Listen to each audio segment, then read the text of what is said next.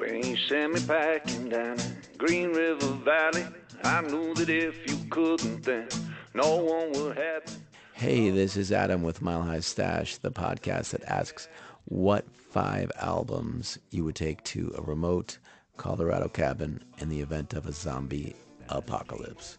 Today we've got Dr. Joy Adams, the cellist in the quickly skyrocketing, blossoming Colorado bluegrass band Big Richard. You might be able to tell I'm a big fan of Big Richard because Joy is the third band member I've had on Mile High Stash, along with Bonnie Sims and Emma Rose. Eve Panning will complete the Big Richard Pokemon set for us here soon. But today we've got the illustrious Dr. Joy Adams, whose doctorate is in the cello's role in traditional American music, specifically the Southern Appalachian music that predates bluegrass. Joy fucking schools you and me about music, but in a very chill kind of ski bum, raised on a farm, likes to smoke weed way, and I love that about her. I also gave her some weed from the Dab, one of Mile High Stash's sponsors. So our little hangout session for Mile High Stash was about as Colorado as you can get. Today's episode of Mile High Stash, featuring Joy Adams of Big Richard, is sponsored by Boulder's own amazing Beyond the Mountain Brewing Company. I've played music there and also tasted their incredible beer and even hard seltzer, which surprisingly might be my favorite Beyond the Mountain beverage. Beyond the Mountain's selection of expertly crafted beverages is music themed. You might get the fish reference in the Beyond the Mountain name itself, and you'll hear a little bit more about it in a second. Anyway, here's my chat with Dr. Joy Adams of Big Richard, who you can see playing their barn-burning, badass bluegrass all over the United States this summer and hopefully for many years to come. Check them out on your streaming platforms as well, and also check out Big Richard often on the Colorado Sound, my favorite radio station, and a great supporter of Mile High Stash. Then show me what I'm really made of. Beyond the Mountain Brewing grew out of a mutual love of music and brewing between two lifelong friends. The dream was to one day own a brewery that cultivated the camaraderie and spirit of both the craft beer and live music scenes. Charles Hickson and Morgan Way have been home brewing together since college and have a combined 10 years experience in the brewing industry, including positions at breweries in Denver and Boulder. To showcase their creativity and reflect the influence of improvisational music, Beyond the Mountain Brewing, right here in Boulder, focuses on one-off and experimental beers developed with innovation and creativity.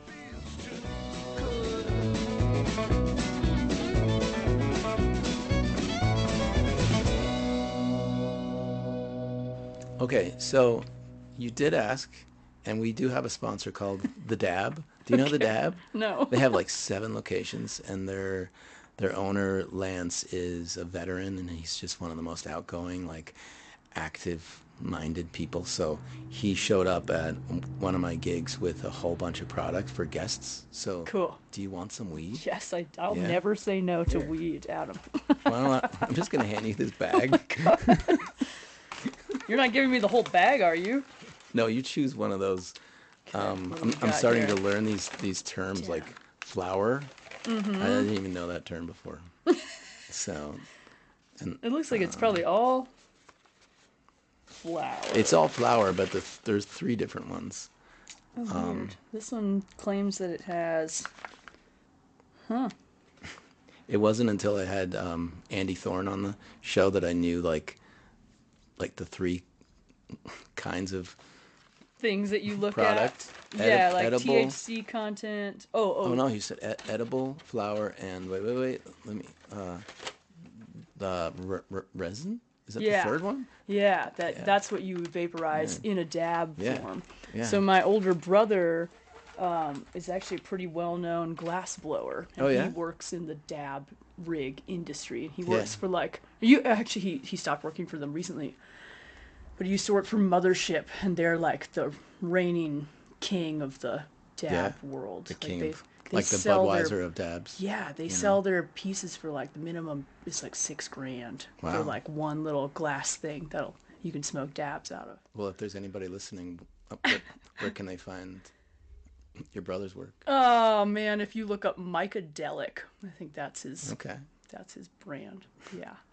So I saw you, just happened to run into you backstage at Foco MX. Yeah. And you were about to do a solo show, right? No, no, not really. It was billed as a solo show, but it Yeah. was it's actually my a newer band of mine, a newer old band called Salome Songbird. Okay. And it does feature a lot of my original music. But it's a trio, and it's all people I went to the University of Miami with. So we had this band about 7 years ago, and it was a cool, eclectic mix of like kind of jazzy, kind of classical, kind of, I don't know, indie singer-songwriter stuff. And then I moved here, and they stayed, and it took me 7 years of Yeah. texting them pictures of mountains and moose Right. and things like that, being like, you could come to Colorado, it's so much better than Florida. And they finally moved here this past year, so we got the Yeah. band back together, and yeah, we were stoked to play Foco MX. This is the band with the scathing lullabies. Scathing lullabies Yeah. is the genre. Yeah. Yeah. Yeah, yeah. So do you have three projects, kind of like a Big Richard and Salome Songbird, and then Dr. Adams, you know? You know what? I think my third project is actually Half Pelican, which is a band Oh. I have with my husband Andy Reiner, Yeah. and it's metal bluegrass. Nice. So it's electric fiddle, electric cello. I have this cool like Rammstein pedals. It's all like Fuck crazy distortion. And then we have a great metal drummer, and it's bluegrass tunes, but it's played like that. So when's the next show for the Half Pelican? For Half Pelican, we don't have any shows in the books. We play ski areas. Yeah. That's like we're a ski band. Yeah. So we play at Loveland a lot and do a cool pass trade deal. We Yeah. play a couple times. They give us a pass for Yeah. it. So I've never been a bluegrass guy. I come from Pittsburgh, so I'm definitely from the punk rock world. Sure. The only bluegrass album that I've ever listened to a lot is this Iron Horse Metallica tribute. Have you ever heard that? I have not. It's fantastic. I mean, Okay. the first one was so popular that they did a whole nother one with more Metallica Wow. songs. Wow. Yeah. Okay. Yeah. Cool. I'll have to check that out. So let's start from the start. You're from Washington originally. Yeah. Yep. Yeah. What was your upbringing like there? Man, I grew up on a farm north of Spokane, Washington. And I grew up homeschooled in a really religious family. Yeah, just kind of spent all my time on the farm. I Wow. think we would get out of it like once a week, maybe. Was there a lot of music on the farm? Yeah, totally. Yeah. Everyone in the family played. We had a family string quartet for many years. A lot of classical music. My mom's from Germany, so we learned some German folk songs, but that Wow. was about the only thing outside of the classical realm. Yeah. Yeah. Were the German folk songs dark? Were they like As like the dark- Grimm fairy I tales? remember one that was like a little boy finds a rose on the vine, and he's like, "How pretty! I'll pick it." And the rose talks back, and it's like, "Don't you dare! I'll stab you." Whoa. And he's like, "I'll pick you anyway." And then she stabs him, and that's the end of the song. This is like a Clay Rose Gasoline Lollipop song Totally. too. Totally be like that. Yeah. Yeah. What did your parents do? My dad worked in medical administration, and my mom was a stay-at-home mom. Yeah. Yeah, we raised the farm was a working farm, so we raised chickens and turkeys by the hundreds. Yeah. It wasn't certified organic, but it was all organic practice. And Yeah. we had goats and made things out of goat's milk, like soap, and sold that. And had honeybees and a mule. And yeah. How do you get from the farm to, getting so into music that you want to study in college? Well, the cello, I think for me was sort of that was my ticket out of Yeah. that scene. So I had a path laid out for me, which is that I was supposed to get married when I was 18 or so, And it was looking like an arranged marriage. My parents kept talking about that. And yeah, I saw a future where I was living in Spokane with a family, raising a bunch of kids. And at the same time, I had gotten really serious about the cello. I started it late. I started it when I was 15, which is late by most classical standards. Most of my peers started when they were 5. And I loved it. I got obsessed with it. I practiced 7 hours a day. That was my average. From what age? 15. Oh, wow. And sometimes 10 hours. It was all I wanted to do. When I got in trouble, my parents would take the cello away from me. Yeah, I was yeah, like, yeah. You're grounded from practicing. Yeah. Nobody does that. And I had a really great cello teacher, this guy who teaches at Gonzaga University, Kevin Hekmatpana. And he really took me under his wing. And he saw what was happening, I think, with my home life. And he was like, oh, Joy's going to get stuck. So he started, man, he was so clever about it. I appreciate that guy so much. I would get my assignment every week of like, here's your scales and your etudes and whatnot that you practice. And also, here's a DVD of all the Daily Show episodes from that week, like Jon Stewart, Daily Show. So I had to watch those. And he was trying to, like, little by little pull me out of the religious sinkhole that I was in. Just to show you what's possible. Yeah, and to try to free me a little bit. And then he really went to bat, getting me to apply for colleges and getting scholarships for me, and convinced people to donate money to my whole cause, and got me into this cool music festival. Are you still close? Yeah, I still talk to him. I haven't talked to him in a hot second, but yeah, I still keep in touch with that guy, and still feel like he's kind of a father figure in my life. That he's just an amazing human being who Did you have taught any me. pushback though? From my your parents? Yeah, totally. Like, this guy's indoctrinating you? Yeah, man, my mom had all these crazy theories about what was going on, and I think there was, it was a threat. I was getting pulled away.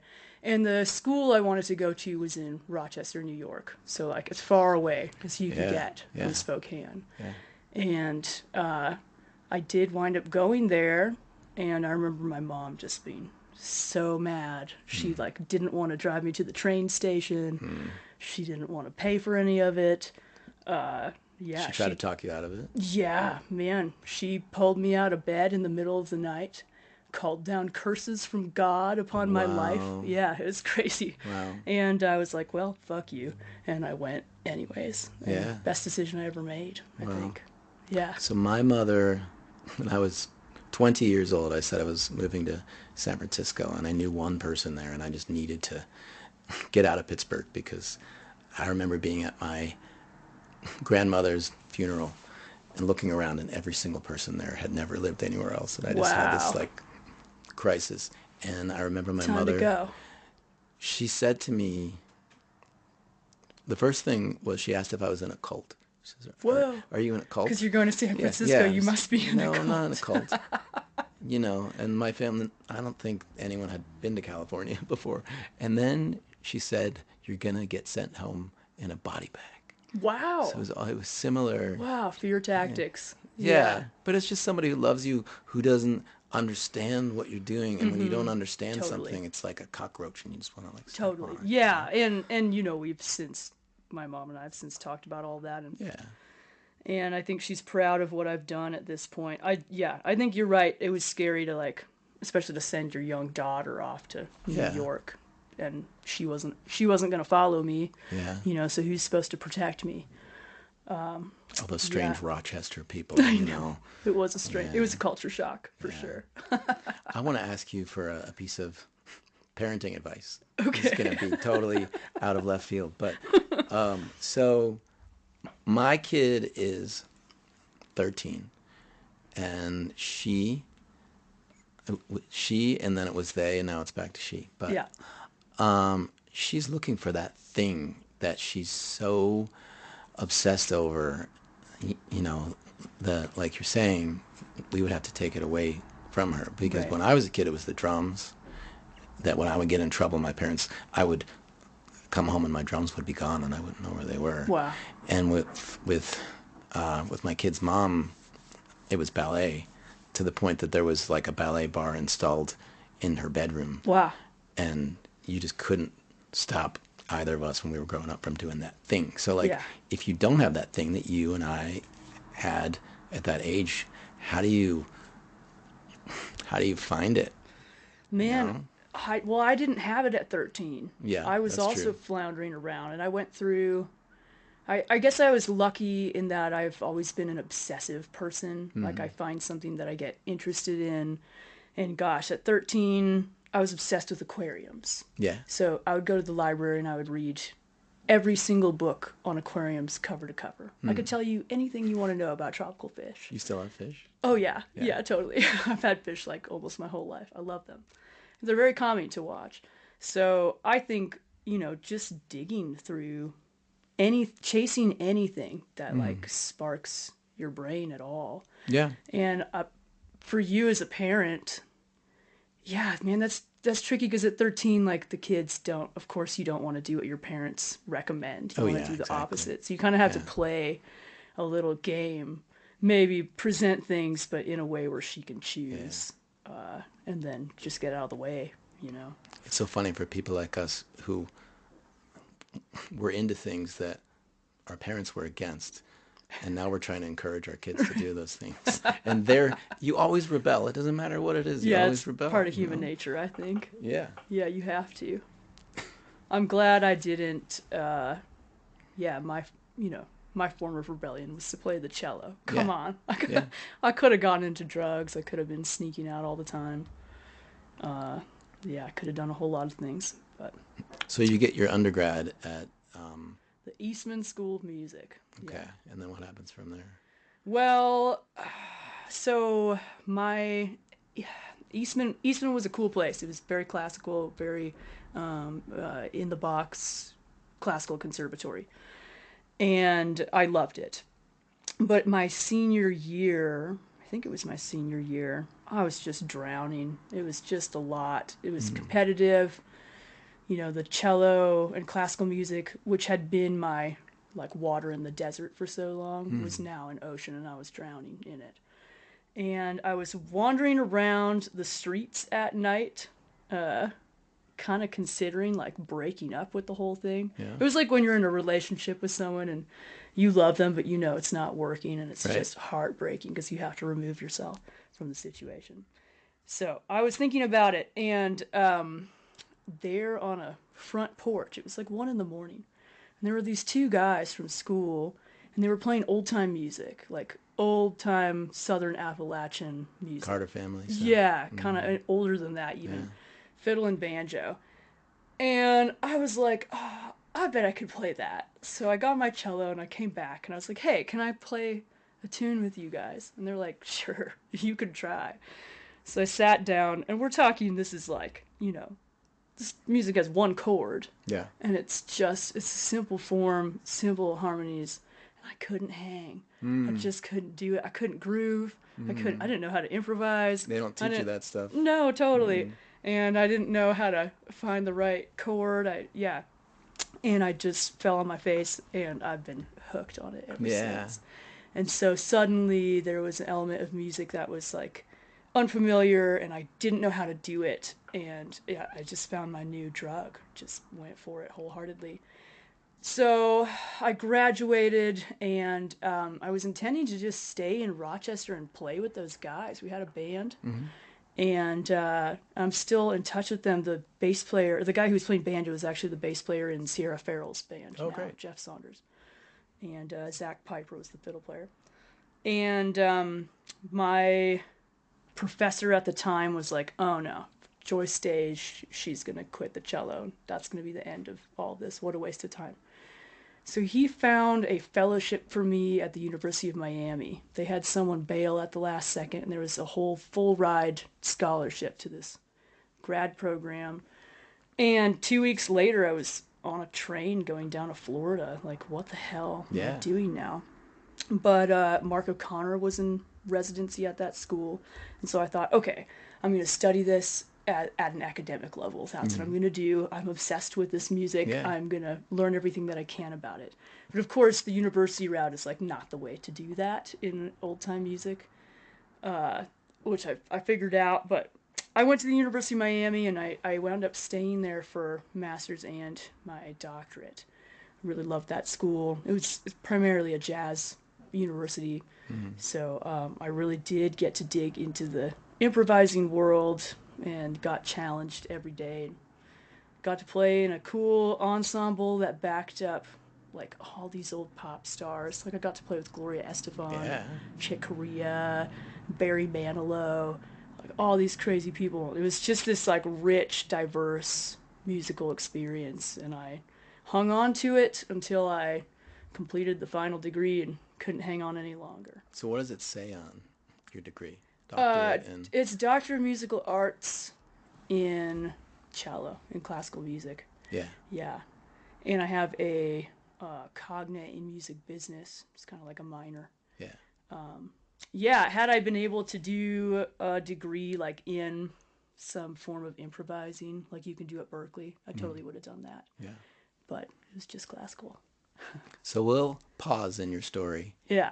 and I want to ask you this crazy question of if you were stranded in a cabin in the remote mountains of Colorado, where, like, I'm sure you could picture a town in your mind. Do you have a town? Yeah, so I know your assignment. You should Yeah. just finish asking the questions. And you only have food, water, and a crank-powered Victrola. Let me ask you the first 2 albums of your 5. Okay, first of all, I hate this assignment so much. I hate it.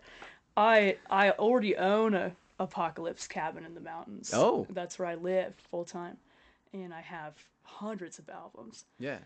So the idea of like picking 5, are you kidding me? It's so hard. You could pick 5 tomorrow after you pick 5 Yeah, today. right. I would have my 5, and then I'd be like making a beeline back to my own house so I could get the rest of my albums. Yeah. That's what I do.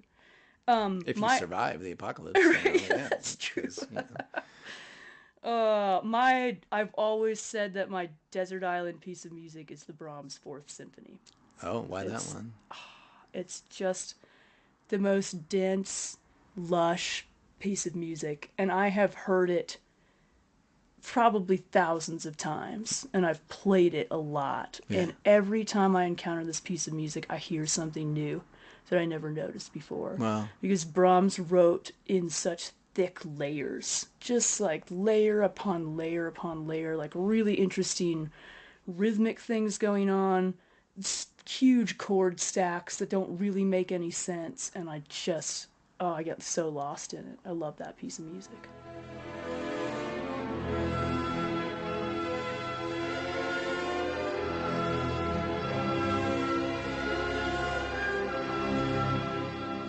Cool. It's a good one. It's like a big river. We'll put that up on the playlist. We have a playlist of Mile High Stash selections on Spotify, so we'll Cool. put that on there. Sweet. Awesome. Yeah. Great piece of music. And then second album, my other classical one on this list, but it's actually Chris Thile, the mandolin player from Nickel Creek and Punch Brothers. He has an album of him playing the Bach sonatas and partitas for violin on the mandolin. And that album, first of all, those are great pieces of music, and I love them played on the violin as intended. But on the mandolin, he's able to grab those chords and sustain notes of the chords better than a violin can do. And so you get this new take on the harmonies that's just like mind-bending.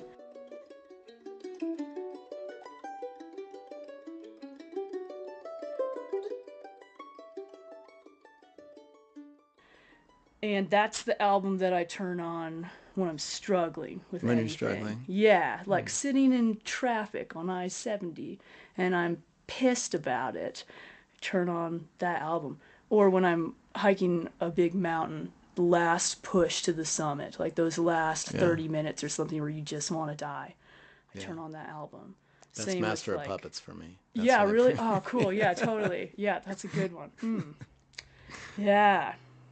Yeah, you got to have that album. Oh, Your yeah. go-to, your struggle album. Yeah. So, Yeah. 2 years ago, I was biking up the Tre Cime in Italy, Oh, which is one of wow. the hardest climbs.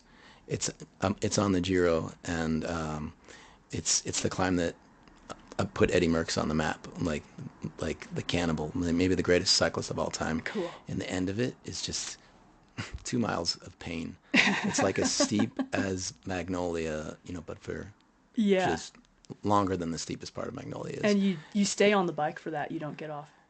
It doesn't count if you get off your bike. No. You can take breaks, take a little break, but Got to stay on the yeah. bike. And I probably annoyed some of the other people on the tour because I had my little speaker and I put Master of Puppets Yep. on there, and that helped me. Yep. Yeah. I'm sure I've annoyed many people hiking with me. They're like, "Oh, really? You're pulling out Bach again?" Anyone who's hiked with me before knows to expect it. near Well, the summit. you're also literally skiing while playing the cello too. Yeah. So that's a whole nother level. Yeah, that's another thing. I have a really silly project where I'm carrying my cello up the 14ers. Playing Bach. Yeah, to play Bach on Yeah. top. Because there's 36 of them, of these solo pieces written by Bach for the cello. So I'm going to climb 36 14ers. I've got 7 down. That's incredible. Got a long way to go. Have you done Long's Peak yet? No. No? I have climbed Long's Peak, just not with the cello on my back. Yeah. And it was a devastating climb. Yeah. It's long, as the name would tell you. But that last, have you climbed it? No, but it's on my mind because I'm looking at buying this house in Longmont where I bet you can where see you it. can just, it's a perfect view of Yeah. they call it the diamond. Yeah, it's a perfect totally. view. And I'm like, I got to conquer that. I Yeah, gotta do you that. have to be able to look at it and have a memory of being up there. Yeah. I don't think I But can the take a drum last- set on my back though. You could take something, I bet. The last little push, you get to this thing called, oh man, what is that called? All the sections have names, but it's like a big slab climb. And so many people climb that mountain every year that the rock is kind of polished smooth now. Oh, Jesus. And it's over like 200 feet of exposure or something. Yeah. So like if you're probably not going to fall, but if you fell, you'd fall for a really long time. Yeah. And you probably wouldn't make it out. So we hiked that and we got to the bottom of that section and I just sat there and cried for like 20 minutes. It's like, I hiked all this way and the last thing I want to do in the whole world is go up that because I know I have to come back down and I Yeah. can't imagine coming down it. And like, I'm a rock climber. I love rock climbing. But you can't scamper that. You need the ropes and you need Well, everything. that's what it looks like, but there's nothing really nobody climbs that section with ropes. I don't even know. You'd have to bring like trad gear up because there's Yeah. no bolts in the rock or anything. But like, I made myself go up, and at the top there's this mountain goat who's just staring at you like, you wimp. Yeah, like this is easy. Yeah. They always make it look so easy. Those animals look so awkward. I don't know. I don't know how they do do it. Yeah. Badass creatures. Love That's the mountain evolution goats. right there. Yeah. Yeah. It's wild little hooves. Yeah. So give me the Cliff's Notes version of, you learn so much in Miami, you get your doctorate, and you play with more famous musicians than I can even put on like a sheet of paper. And you end up out here. Yeah. And you work as a side person, and Nathaniel, somehow this crazy Big Richard thing Yeah. starts out. Yeah. So what part of the story do you want? I mean, I guess from Miami to Big Richard. Yeah. Okay. Yeah. So, well, I wrapped up my degree in Miami, and right around that time, my husband Andy and we'd been friends for a long time, and we finally went on a camping trip and drank too much and made out. And he was like, "You should probably move to Colorado." And he wasn't about to move to Miami. How did you meet him? We met at a fiddle camp. We were teaching at a fiddle camp at Berkeley in 2013, I think. And he was with someone else at the time, and I was with someone else at the time. And we just kept teaching at fiddle camps together over the summers. And it was like a situation where the same core group of faculty would teach at like 7 camps in a row all over the country. So we would just spend our summers together, and he and I were always running after camp at night. We'd like let off some steam and go for a run. We'd like run to the bar, do shots, run to the next bar, do shots. It was just a silly thing. Yeah, and just kind of developed this cool friendship, and then realized we had feelings for each other. And I got offered a job in Miami teaching beginning violin to 1st through 3rd grade girls at a Catholic school. Wow. And it was going to be a great job. Like, I was going to pay off my student loans with this job. And I was also probably going to quit music because it was going to kill me. Like, talk about the most soul-crushing. I don't know. There's people out there who are music educators, and my hat is off to all of them because it's a tough job. I was not trained for it, and it was going to be a rough situation. So I just left Florida and moved to Colorado, and I had 0 gigs. I had nothing lined up. I knew a couple of people, and we moved to South Boulder into the house with like 5 other people in it, and it was kind of a disaster. And I started getting some gigs. My very first gig in Colorado was playing in a polka band on top of Keystone Resort. What? Yeah, exactly. I thought they were hazing me. Yeah. Here I am, coming in all hot with a fresh doctorate, just like, I know everything, and I'm playing polka music. And the deal was there was one night, and if I played well enough, they would give me the second night. And I was going to make, if I could get both nights, I would make all of my rent in those 2 gigs. Paid really well. So I just remember the first night, we basically played bluegrass tunes in a polka style. And the band leader looked at me and she was like, now yodel. I was like, oh crap, I don't know how to yodel, but I did something that sounded like yodeling, and she was so amused she hired me for the second night. That's great. Nothing like Bonnie. I heard Bonnie's interview where she like busted out a proper. Oh yeah. I didn't realize she had like a whole yodeling specialty. That's amazing. She has a lot of specialties. She does. She's a remarkable human being. Yeah. I love her. Okay, Cliff Notes version. Oh man, here we go. So yeah, I just started picking up more and more gigs in Colorado and playing with more people. Got to play with the Daryl Anger band for a couple years. That was really cool. He's did you remember the Turtle Island String Quartet? No. It's like the first jazz string quartet. Oh. Just ripping, so good. Anyway, he was one of the founding members of that group. So I got to play with him. That was very lucky. Got to play with Nathaniel Rateliff. Also very lucky. That guy's a remarkable human being. His whole band, they're all just really good people. Easy to work with, easy to play with. And I have You toured with them. Yeah, I toured with them right before the pandemic with Rachel Sliker. Yeah, who was also on your podcast. That was also a good episode there. And that all got cut short by the pandemic, as many things did. And that was tough. We were 10 days into a 2-month international tour. Yeah. And we flew back home, and I was so depressed. I was so bummed about everything. I mean, it was like the apocalypse. You know? Speaking of this apocalypse scenario, we already went through one. And I put the cello down for like a month. That was the longest I've ever gone without playing the cello.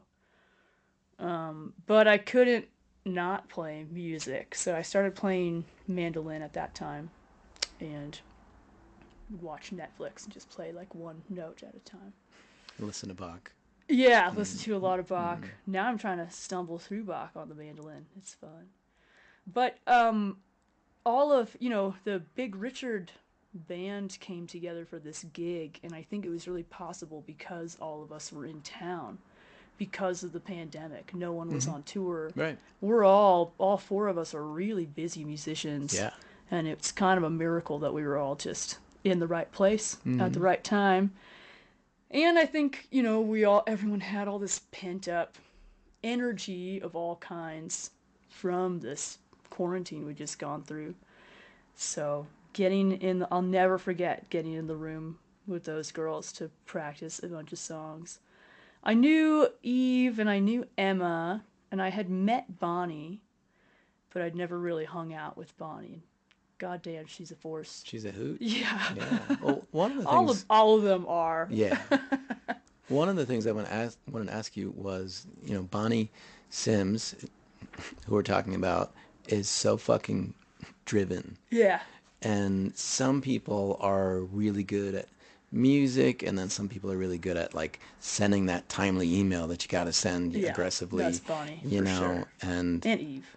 Yeah. Eve's like super together. Okay. She's Classic. the only one I haven't had. Yeah, you gotta get Eve Yeah, on here. yeah. Gotta catch 'em all. Yeah. Pokemon.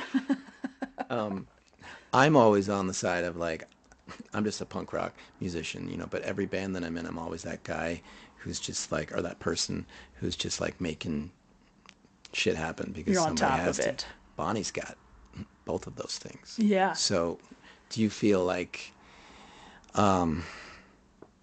somebody who's more on the side of just I want to make the music sound good? Yeah, I'm a huge space cadet. I struggle to like respond to any messages any of the time, and it drives people nuts. Yeah. And I'm really sorry. That's I probably have undiagnosed ADD. My brain is always in 1,000 places at once, and it's always in a creative space. Yeah. So for me, I said earlier I get really obsessed with things. So whatever obsession I'm chasing at the time, that's like it takes up every ounce of my brain. Yeah. And it's really hard to also function as a normal human being, like to do my laundry and do my taxes and things like that. So that's like a thing I'm perpetually trying to balance. It's hard.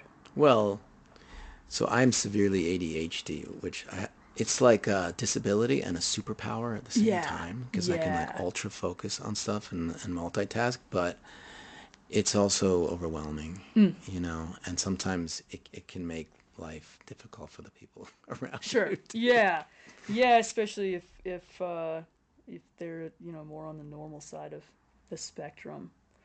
I always feel like it's a superpower, especially when you're on stage in an improvising sense. So what I love about the way my brain works, and probably the way your brain works too, is that as you're playing, you're like looking for things going by you in the river. Mm-hmm. And if your brain's really open, you just grab something and follow it down the ways. But if you are really focused, you'll take an idea and you can just put the blinders on and like streamline everything, but that doesn't always make for like the most cool musical It's not going to groove, really, if you're just going off and then going off and then going off. Right. And so I kind of love my ability to be this like really open net, just like looking for things to grab onto, and it comes down to like one beat at a time. That kind of like, where is the placement of the next beat? Like I'm literally thinking of that as it's going by, and that's the most addicting part of music, I think, is that like hyper awareness of the moment and all the possibilities of the next moment coming. Yeah. That's cool. I live for that. Well, the only times I felt like that are on stage, and I can think of the times probably on one hand in my life where I felt like everything in the whole world disappeared and I was just on stage with these people in this song and I forget that I'm even alive, Yeah. So there's that, and then sometimes sex, and then like twice when I was meditating, cool. It happened where you're just a molecule, you're just a part of everything. Man, that's how I feel when I go skiing. Yeah. Skiing is like that, especially when you're in a kind of precarious situation. Right. Skiing. Yeah. And we're like, there's the crazy amounts of fear of like, well, I could die if I made the wrong turn in this wrong spot or I hit something. And in that, you kind of use your fear as this like rocket fuel. That helps you, like the rest of the world and the rest of your life falls away, and it's just like one breath to the next breath and one movement to the next movement, and it's like time standstill. It's the most amazing Yeah. experience, and it's so addicting. It changes So a little addicting. bit. If you ever have a kid, I bet. it changes a bet. little bit. I don't want to go down Sunshine Canyon on my bike at 50 miles an hour, Yeah. but I still want to get that rush. I still want to, Yep. so Yep. it's Respect. a little different. Totally. So I'm fascinated that, that you gals, and also with other bands that you've played with, that you can have this immersive improvisational experience without a drummer there as a net, like that you're grooving, but you're so in time, like that. I mean, we have a kick-ass mandolin player. Yeah. She's basically a drummer. Yeah, yeah, yeah. And the like machine that is Bonnie and Emma on the bass. That's really the like heartbeat of the band. Yeah. And it's tough though. I feel like every time I play with drums, a weight comes off your shoulders. You're like, oh, I just get to like sit in this groove. What Unless a nice... the drummer sucks, then you're Well, like, unless... God, I can't actually lay in this groove. Yeah, man. There's some. I've played with some people recently. No, I'm not even gonna say it. I'm not gonna say that. I don't want anyone to deduce who anyone is, but yeah, it's At some point in your life, you played with someone. totally. At some point in my life, I've played with a couple drummers where the time is like it's nebulous or Yeah. man. Well, anybody listening to this who has played with me will say that there were times in my life that my life was so stressful and nebulous that my time was very frustrating too. So I'll just say, I think that time, your relationship with time as a musician is like, it's like your muscles in your body. You have to work on it all the time. Yeah. And you have to keep them in shape all the time. Yeah. And that's like a daily thing. And I talk about it with my students a lot, how like you have to sit down with a metronome. Yeah. Because you have to be able to tune yourself to a source of rhythm that's outside of your own body. And like our perception of time fluctuates with our heart rate. Like if you listen to an album in here, we're like calm and sitting down, you'll perceive it as a specific time. And then if you go run around the block and listen to the same album while you're running, it's going to sound slower because your heart rate's gone up. Yeah. And so you actually perceive time differently. So when you're on stage and you're like kind of nervous about things and your heart rate goes up, your perception of time is now wonky. And so if you only rely on your own physical perception of time on stage, you're set up to fail. Because your perception of time is altered. It's weird, especially on stage in front of people. I could talk about just this for an hour. Oh, me This would too. be Oh, great. yeah. I can nerd out about it all Yeah. day. So I always say, you have to align yourself with a metronome, not to like turn yourself into a computer or a robot, but to align yourself with time outside of yourself. Yeah. And when you're in a band, the other musicians are your metronome. You're all creating a pocket together, Yeah. like some kind of cohesive pocket, and you have to be able to do that. And how do you practice it except with a metronome? But or it's playing along interesting. to an album or something. But it's interesting in bands because sometimes I know who not to focus on. Totally. When I'm playing with Gasoline Lollipops, Brad's time is awesome. The problem is if I play along with Brad and we lock in, Clay's time is as nebulous as my time. So I have to go with him and build this relationship with Clay. Yeah. So, and then there's all the other bands that I play with. So it's people. It's this. Yeah. It's this whole thing. And a lot of people learn the drums specifically like I did. I never had a lesson. So I played along with music. Totally. Which is good for getting a feel. But However, also bad because you can make it rigid. Yes, but also when you're all of a sudden it's just you. You're not playing along to something. People are playing along to you, and you're the foundation. That playing along to music actually didn't help you. Interesting. To develop your time. One of the exercises, that worked really well for me was instead of just playing along with a click, I had these MP3s I downloaded back in the age of iPods. Oh, yeah. And it had a click, and then the click would go away. Yeah, and then it would come back. a great, it's a That great was game. very humbling, Yep. you know. Yeah. The other thought is that you have to take whatever you're working with and make it groove as deeply as possible. And yeah, I guess I'm just not going to name names, but I played with this great musician, local musician guy, and he has a really, wow, how do I describe it? It's like a really I call it like accordion time, where it like stretches and snaps back, Yeah. or like an elastic band or something.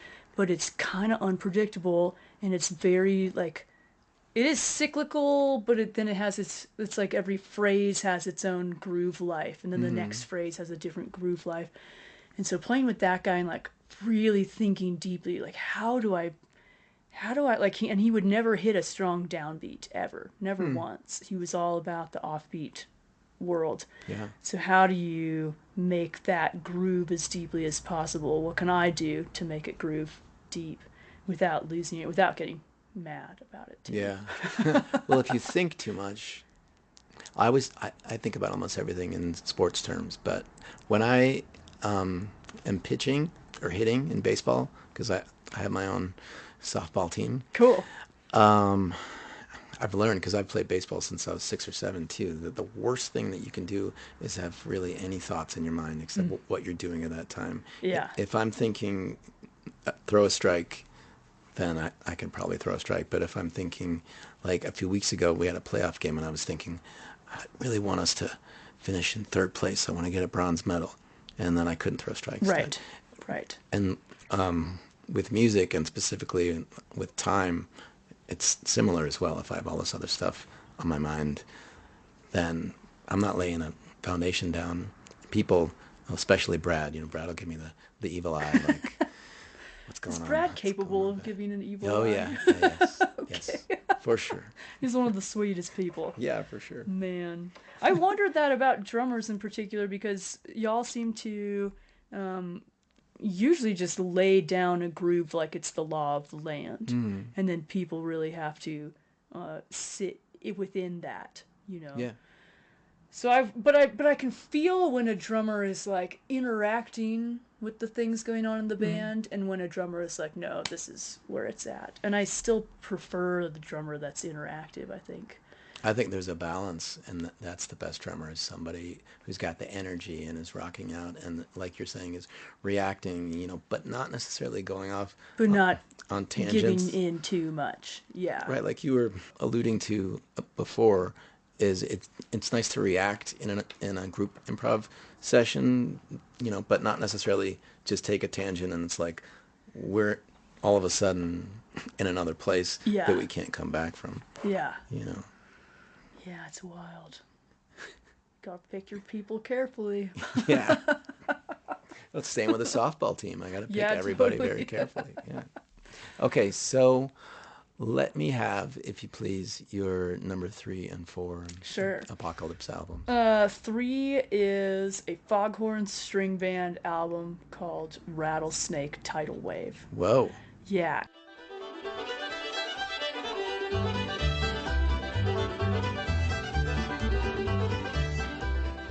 And the Foghorn String Band, when I mentioned those buddies of mine who were playing old-time music on the porch Yeah. in Rochester, they at the time were obsessed with the Foghorn String Band, which is an old-time group from Portland, Oregon, of all places, which is not what you would associate with old-time music. Yeah. It's usually like a southern Appalachian region kind of thing. But that was one of the first like non-classical albums that I just got like so obsessed with.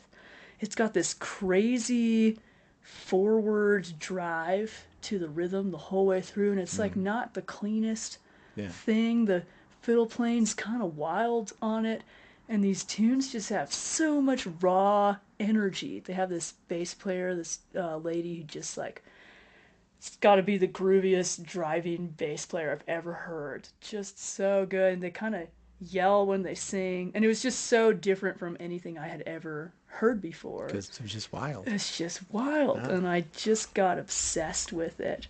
So for the Apocalypse Cabin, I got to have a good banger old time album. That would be it. It's funny how your life kind of came full circle. I mean, you talked about it before, but you kind of rebelled by being into music, and then you rebelled against the music that you were studying. You know. And that actually kind of brings me to the next album, which is Tyler Childers' Purgatory. Fuck yeah. Love that album so much. Get me drinking that moonshine. Get me higher than the grocery bill. Take my troubles to the high wall. Throw them in the river and get your fill. We've been sniffing that cocaine. Ain't nothing better when the wind cuts cold. Oh, it's a mighty hard living. And Have you seen him perform? yeah. Yeah. Yeah. And I went to school with his bass player's wife. His bass player is from Pittsburgh, which makes me feel... Oh, cool, yeah. Because every time he introduces him, he's like the Iron City bass player. That's right. You know. Craig Berletic. Yeah. Craig's awesome. And his wife, Molly, is just a super sweet human being. Yeah. She went to University of Miami as well. And I remember hanging out with those guys. They were like some of the only other people in Miami who could play bluegrass tunes, you know. And I remember Craig being like, yeah, I'm playing with this Tyler Childers guy. I think he's going to go places. Yeah. Like, no one knew who he was at that point. But I didn't really think much about it until he released this old-time album called Long Violent History during the pandemic. He plays the fiddle on it, Yeah, he plays right? the fiddle on it, and Yeah. it's kind of out of left field. All of his fans are like, what the hell, man? You know? There's one song with words on the whole thing, and it's about... It's kind of loosely about the Black Lives Matter movement, and Right, trying to right. get people to see it. Like, what if this is one of our own Yeah. people getting shot by the cops? What would we do? Yeah. So, brilliant album. But I was like, wow, this dude has something to say. And then I just got obsessed with his music. And the thing about it is that it makes me feel like I'm back home on the farm. Yeah. And that was something, my farm upbringing, you know, we'd like show up to orchestra concerts and we're like dirty. We like open the Volkswagen van, like hay falls out of it. Right. We're pulling the instruments out. There's like feathers stuck to things. And I was just so ashamed of it all the time. I was embarrassed. I was embarrassed to be a homeschooled farm country person. And then there was something in Tyler's music that just made me proud of it. And it was like a big, deep kind of healing thing for me to get obsessed with his music and feel, I don't know, just feel like that was an okay way to grow up. Maybe even a good way to grow up. His voice is so powerful. So powerful and so like Just saw raw. a fox outside the window. Oh, really? By the way. Where's Andy Thorne? Yeah, yeah, exactly. Far Yeah, behind. yeah. We saw Tyler at Red Rocks last year, and I had been really into his music, but not seen him live. And like the emotion, I don't know how to describe it to people who haven't seen Tyler sing live, but it's kind of like he's screaming. It's very pure intention behind every Yeah. word. Yeah. It's like so genuine. There isn't a drop of put on anything. Yeah. And when I think about the kinds of people that I grew up around, like the just country farmer people, that's how they are. It's just like genuine. I don't know. They're kind or they're maybe kind of mean or whatever, but they're not. There's no pretenses about anything. No one's putting on anything. Yeah. And I love that kind of honesty. I miss it. And then he goes out and does a gospel album. I know. You know. A gospel album, but within the gospel album are these little like messages of like that one song Jubilee, where he's like, you know, he gets up to heaven and there's Hindus, Jews, and Muslims and Baptists and whoever, and like they're all wondering what they've been fighting about after all.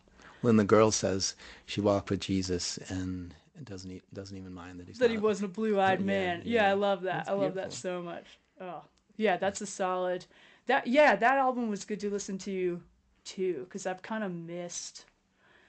You know, if you grow up really religious and then you leave it, there's certainly a hole left behind. Like, what do you do for these, like, there's something about the old, like, hymns in the church. You just can't really replace them with anything. So for me, Tyler's album, that's Can I Take My Hounds to Heaven? That's kind of become my new batch of hymns to listen to. And they're great because they're not too preachy. They're not like, I don't know, they're really palatable. I really love that album. It's a good one. it's not palatable to my kid. Oh, She's really? very sick of it, and Yeah. just anything remotely twangy, she just goes, yeah. no. But I was like that at that age No. too. maybe at some point. So, Dr. Yeah. Adams, will you explain to me and our listeners the difference between a bluegrass tune and a traditional? A bluegrass tune and a traditional. Well, there's traditional bluegrass. Oh, well then there's that So too. there's Yeah, like, I mean, yeah. bluegrass as a genre is pretty broad, Yeah. and it depends on who you're talking to from what part of the country. Okay. Here in Colorado, if you say, "Oh, I love bluegrass," someone's like, "Yeah, I love Green Sky," you know. That's jam grass to me. Well, yeah, and so so if you bring that to North Carolina and you're sitting in someplace North Carolina and Mount Airy, for example, it's like one of the hearts of that like old school traditional stuff, and you're like, yeah, I love Green Sky. They're like, what? That's not a bluegrass band. Right. Or you go to Boston, you say that, they're like, oh, that's not. Or then you take a band from North Carolina, and you're like, I love this band. And you go to Boston, you're like, that's bluegrass. They're like, no, it's not. Yeah. So like everyone's got their own version of what it means. To me, traditional music is like the old school versions. So like for bluegrass, like the Doc Watson, Clarence Ashley kind of vibes, or Carter Family, like the foundations of those genres. Yeah, I don't know. There's bluegrass, and then there's they'll call it trad grass, something that's just really straight ahead. That's a hard question. I don't know really how to answer that. Well, I'm just getting at this first song that I ever heard you sing, and that it was a lot of people's first exposure to Big Richard was the Greasy Coat song. Oh yeah. And it was like a bat out of hell. I mean, this is like for me, it was accessible because it was trad, Yeah. and it sounded like Minor Threat, like Yeah, it was totally. punk, like truly punk rock. And Yeah. I didn't know anything about you. I don't think I'd probably seen you play with Nathaniel, but and then I had this image of you as like, you ever watch Deadwood? No. Calamity Jane. Oh sure. From Deadwood. Yeah. It's like, wow, she just came out of the frontier and is in this band, and then and then that's you learn, hilarious. well, maybe if Calamity Jane was a ski bum and a doctor, so I'll take it.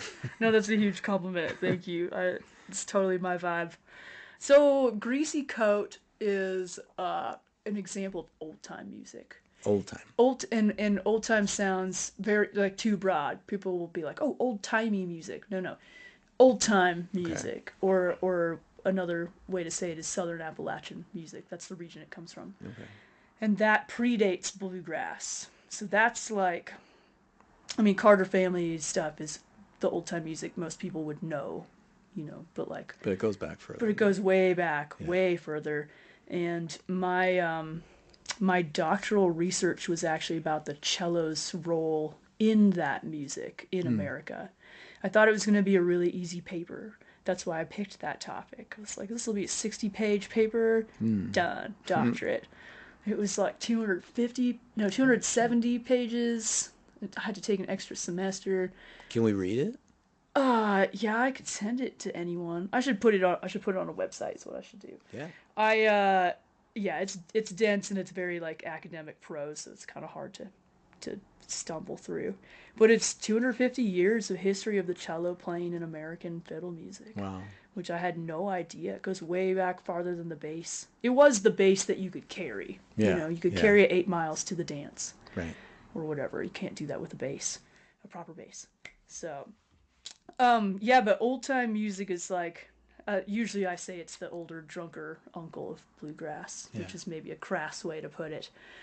But it's just this. It's not about taking solos, and it's not about being flashy. It's about grooving till you die. It's just this deep, and that's, I think, the punk rock kind of aspect of it. It's gritty, and sometimes the topics of the songs, like that Greasy Coat is about condoms. It's like they used to make them I don't out wear of no sheep. greasy coat. Yeah, out of sheep gut. So Yeah. the greasy. I don't drink. I don't smoke. I don't wear no greasy coat. It's about being like so pure that you wouldn't need a condom. You're married person, you don't need them. Anyway, we had some people come up to us at Strings and Soul, and they were like, "We love that tune you guys do, Greasy Goat." Huh. To be like, no, it is kind of about sheep, whatever, Greasy Coat. Yeah, that's a fun one. It's a rager. So you're Barn working burner. on your debut album. I don't know of any other band that didn't have an album but played every festival conceivable. That's pretty And, whack. So what's it like doing it kind of in reverse? Like you're already known, but now you're like, well, here's what we're gonna write. Here's our stuff. It's a mix. It's kind of a double-edged sword, a mixed bag. It's on one hand, we have all this confidence because we already know people are following us and they're gonna listen. Yeah. And they're stoked, and we're so lucky to have like just the coolest group of fans behind us. Everyone I meet, they're the best people. I'm stoked about them. And so we were able to go into the studio with the confidence that like whatever we do, they're gonna be happy about, and that's a cool feeling to go into the studio with. Yeah. Because oftentimes it's the opposite, you know. But then on the other hand, it's like, okay, well, we've also made a name for ourselves by playing a lot of trad tunes that aren't our own and pop covers, and like what happens when it's just original Big Richard, and what does that even sound like? Yeah. Because we're all such different writers, like wildly different writers. And Emma's not necessarily into bluegrass. I know. Yeah. Yeah. So and that might be a great thing because she's got her own sensibilities that she brings that's unique, and you're same gonna with have Bonnie and Eve. You're gonna have originals from all four of y'all. Yep. Yeah. It's a pretty even split down the board Yeah. of how many each person has brought. Wow. And you're gonna have some instrumental. Yeah, there's some instrumentals on there. Eve brought some really cool tunes that I just love. They get stuck in my head. There's a couple instrumentals that I wrote as well, and then some co-writes that we all wrote together, which was a really fun process. I'm so excited. I mean, everyone's really excited. I'm stoked badass. about it. I think it turned out, from what I've heard so far, it hasn't been fully mixed and mastered, but Yeah. You have any It's idea, cool. like maybe the fall? I hope the fall. You know, Yeah. we're trying to release it on vinyl, and that just takes so long. We went with a place in Southern California called Rainbow Records, Okay. and they are really fast and do amazing work. No kidding. So Okay. that would be somebody to maybe Maybe get we'll in touch check that with. out. Yeah, because the projected time we had was like 9 months till vinyl production. They And did that ours sounds... in a month. Are you serious? Yeah, Cool. it Well, was- thanks for that tip, man. Yeah. Rainbow without a W, just Rainbow. Cool. All right. Yeah. Okay, so your fifth and final album my choice God. for your So cabin. this was so hard. Do you want to hear what my options were for number Sure, Because I've yeah. got a lot of options. Redheaded Stranger by Willie Nelson. Nice. Solid. Can't get it out of my head ever. There's a Gillian Welch album called Hell Among the Yearlings. Just so good. Billie Eilish, Where Do We Go? When We All Fall Asleep, Where Do We Go? Yeah. There's an old Peter, Paul, and Mary album. In the Wind? Is that what that's called? Yeah. Anyway, I'm so torn. And then there's also like fringy albums. Like I had a really deep Limp Bizkit phase, Oh, really? and I still go back and listen to that stuff pretty regularly. I'm Much surprised to your the brain chagrin survived that. about. Have you watched any of the the Limp Bizkit reunion shows recently? No, I've heard mixed reviews on them. I've heard it wasn't good. I mean, I was never a fan, so I can't say. You Yeah, I had a really wacky during high school. It was like Limp Bizkit and System of a Down. That was like my older brother was listening to that stuff, and whatever he did, I thought was cool. So I went. We all have stuff that we were really into as kids. Yeah. And then, like, no matter how our tastes change, it's probably something that if we So heard now out of the nostalgic. blue, we would say this sucks. But we have this part of our brain that's like, Yeah. this is still amazing. Oh yeah, it's when I turn on System of a Down, I'm like, I don't know what any of these lyrics mean. Yeah. I can't even understand most of them. They're so weird. The music is like almost a little schizophrenic, just like all. He's a over cool the- guy, though. Cool. Really Yeah, totally. Yeah, Anyway, I think I have to pick the Gillian Welch album, Yeah. Hell Among the Yearlings. Can't buy your ghost is gonna wear them rather than chains. But when I go to sleep at night, don't you call my name. And it's her music kind of gives me the same feeling that Tyler Childers does, just this like yeah. real deep familiarity. It's genuine. Super genuine and real. They're just, the stories are real honest, and I like that. And I always feel like when I listen, if I'm in a rut where I'm listening to a lot of Gillian Welch, my songwriting is so much better just by like absorbing some of those phrasing techniques and things. So Scathing lullabies. Scathing lullabies. Yeah. Well, thank you so much for hanging out. Yeah. And I'm glad we could do this in person. One last question, because I'm going to ask all four of you this question. Is Big Richard the Spice Girls of bluegrass or the Powerpuff Girls of bluegrass? Well, I know Bonnie already told you, but the sound engineer, Amanda, and I already have a ski club called the Powder Puff Girls, where we smoke weed and we ski powder. Well, it's good you got some more weed. Got some more weed tonight. for the Powder Puff Girls. It's perfect. We even got matching tattoos of the logo of our favorite ski area. That's great. Just a couple weeks ago. I feel like Big Richard is pretty Spice Girls vibes, though. People have been comparing us to the Spice Girls since like day one. Yeah, bluegrass Spice Girls. All four of you are, you definitely have like your own vibe, not only musically but aesthetically and personalities and all Totally. Yeah, people have been talking about making trading cards for each member of the band, which is the silliest. I'm thinking action figures. Little bobbleheads. Yeah. What would they even have? I feel like Eves would be like very well dressed. Would have her cute dog. Well, they'd have to come with the accessories. Like I got this John Lennon Funko over here that that comes with the glasses and the guitar. Yep, totally. Yeah. Bonnie would probably have like a little horse. She'd be like a little cowboy, I bet. They could have a button that would make her yodel. Yeah, that would be great. Yeah. Emma would maybe just be a tattoo artist. I feel like that might be a thing Emma hasn't. I deeply wish that Emma would be a tattoo artist because she's such a good artist anyways. She designed so many of the original Big Richard shirts and stickers and things. Nice. And you've seen her, she's like covered in tattoos. Oh, yeah. She loves tattoos. She has great tattoos. Yeah. Some people are covered in tattoos, but they're not good. Like she is. Right, yeah, totally. I feel like she could just maybe be a tattoo artist in another life, and she would kick ass at it. Yeah, and then Eve used to be a school teacher, so maybe she would have some school teacher things, little apple. Well, now I don't know. Now you're on the way to like a Spice World type movie where you have your band, but then you each have these other things that you do. Yeah, totally. So, I'm so divided between the skiing world and all of this. Well, thank you so much for doing this, and I can't wait to hear the record. I'm cool. Really excited. Yeah, me too. Thanks. Good to talk to you. I'll give you another hour, then I gotta run, I gotta fly away, leave you to fall, leave you to stop. That was Dr. Joy Adams of Big Richard talking with me about music, marijuana, and much more. Check out Big Richard coming to a town near you very soon and debuting their first original album soon as well. Thanks again to Boulder's very own Beyond the Mountain Brewing for sponsoring this episode of Mile High Stash. I'll say it again because it's true.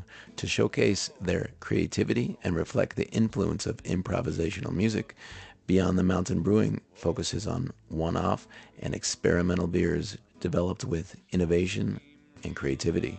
Beyond the Mountain, right here in Boulder, also hosts live music, so stop by soon. Thanks for listening to Mile High Stash, and we'll see you right here again next week.